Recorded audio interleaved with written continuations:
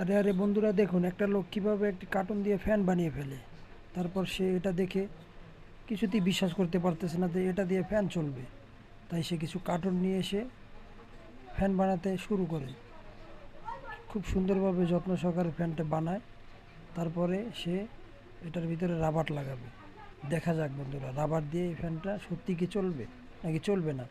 তার আগে বন্ধুরা, ভিডিওটি যারা দেখতেছো তারা চ্যানেলটিকে সাবস্ক্রাইব করে ভিডিওতে লাইক দিয়ে দাও। 1 2 3। ওয়াও, ঘুরছে! সত্যি বন্ধুরা, ঘুরছে। হ্যাঁ।